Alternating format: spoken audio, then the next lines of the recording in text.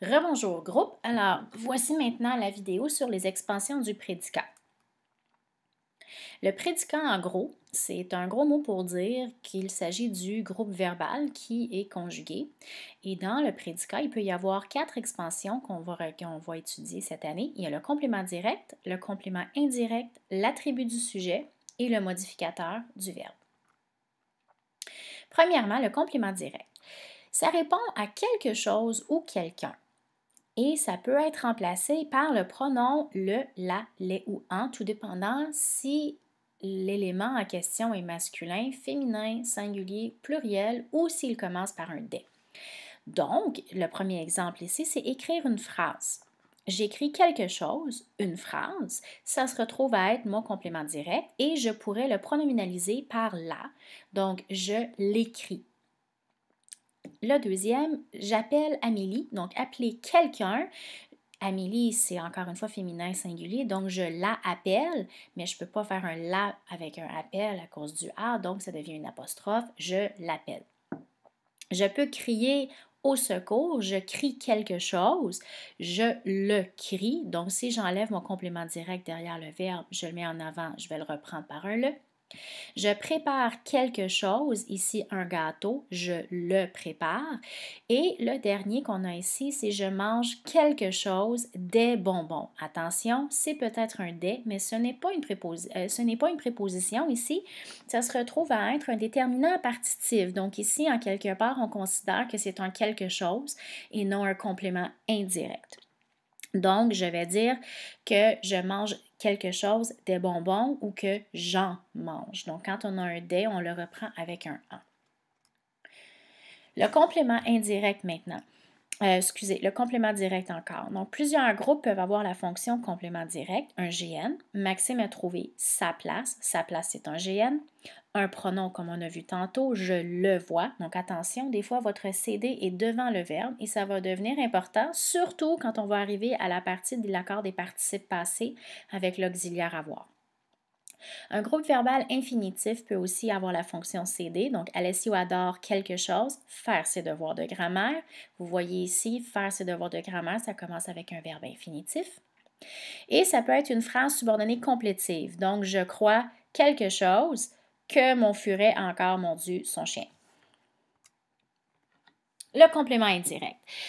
Le même principe, encore une fois, que le complément direct, sauf que devant le quelqu'un ou le quelque chose, on ajoute une préposition. Et ça peut aussi être un quelque part. Le pronom qui va le remplacer sera un lui, un leur, un i ou un en. Donc ici, tantôt on avait parlé de appeler Amélie, maintenant je parle à Émilie et puisque c'est un à Amélie, à ce moment-là, ça se retrouve à être un complément indirect. Je peux le remplacer par un lui, je lui parle parce que le lui reprend un à quelqu'un au singulier. Je peux habiter en banlieue de Montréal, c'est un quelque part. Donc, le en banlieue de Montréal, ça reprend un quelque part. Dès que c'est un lieu, je le remplace par le pronom i, donc j'y habite. S'étendre quelque part, s'étendre par terre. Le par terre, c'est un complément indirect, donc je m'y étends. Encore une fois, on reprend toujours un le i pour le lieu.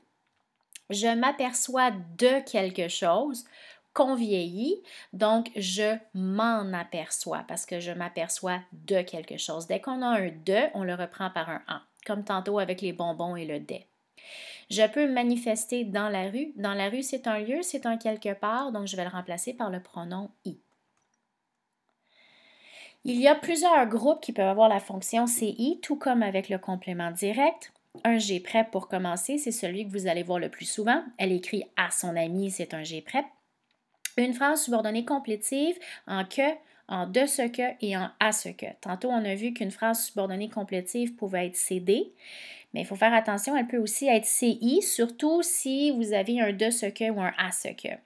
Le truc, c'est quand c'est un que, on se demande toujours si c'est un CD ou un CI, puis quand c'est un de ce que ou un à ce que, il y a une préposition devant, c'est automatiquement CI. Donc, l'exemple que je donne ici, Pierre s'attend à ce que ses amis l'invitent au cinéma. Il s'attend à quelque chose, donc ça se retrouve à être un CI.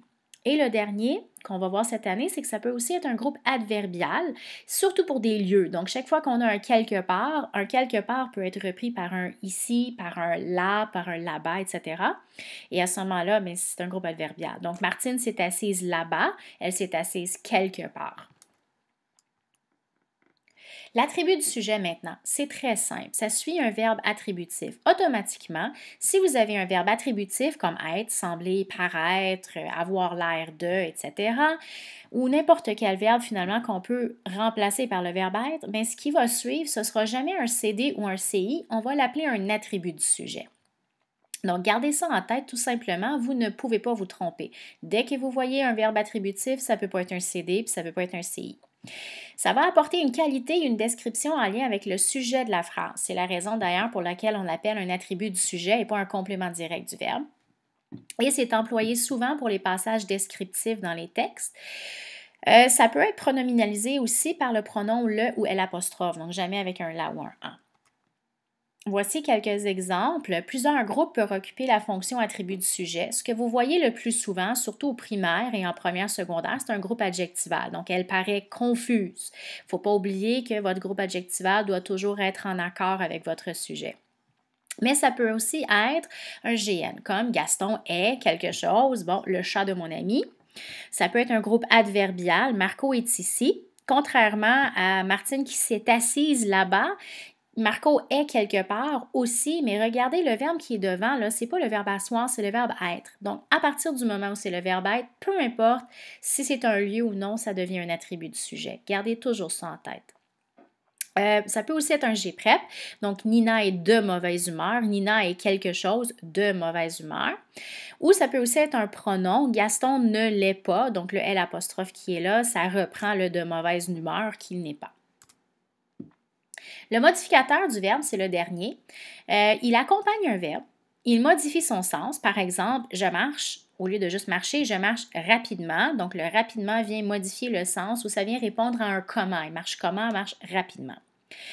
Ça peut aussi être un verbe qui modifie le sens au niveau de la négation. Donc, par exemple, Mathieu a fait ses devoirs, Mathieu n'a pas fait ses devoirs. Donc, le ne pas, c'est un adverbe composé qui reprend la modification.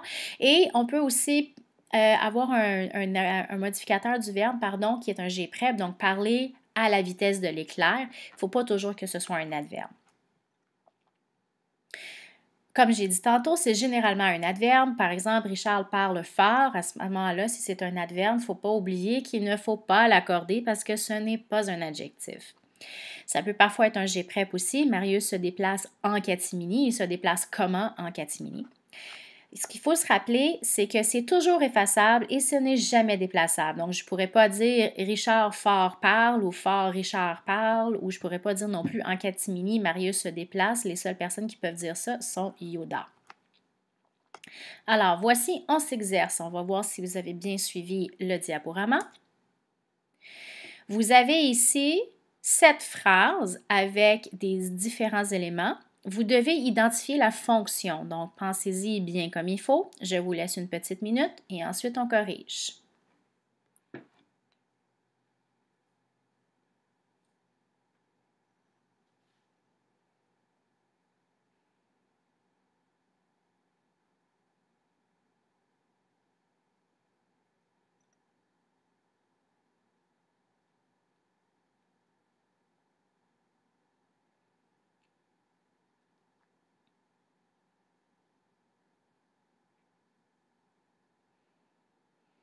Donc, comment procéder? On regarde la première phrase. Philippe a posé quelque chose.